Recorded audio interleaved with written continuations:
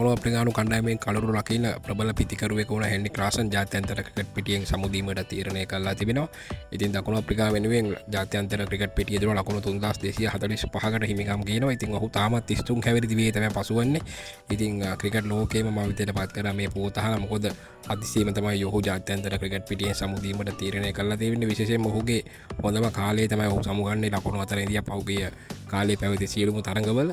ඉතින් හදිසියෙම ඔහුගේ මේ ප්‍රකාශයට පත් කිරීමට කියන්නේ මේ සමුගැනීම ප්‍රකාශයට පත් කිරීමට හේතුව විදිහට සඳහන් වෙලා තිබෙන්නේ දකුණු අප්‍රිකාවේ ප්‍රධානම කොන්ත්‍රාත්තුවට ඔහුගේ නම ඇතුළත් නොවීම. ඉතින් ඒක හින්දා ඔහු ජාත්‍යන්තර ක්‍රිකට් පිටියේ සමුගත්ත කියලා තමයි දකුණු අප්‍රිකාව පැත්තෙන් ලැබෙන ක්‍රිකට් තොරතුරු වලින් සඳහන් වෙලා තිබෙන්නේ.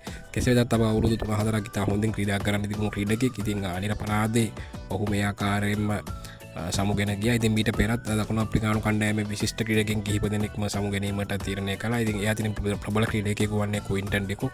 ඔහු අවුරුදු 33 දී ජාත්‍යන්තර ක්‍රිකට් පිටියෙන් සමුදීමට තීරණය කළා.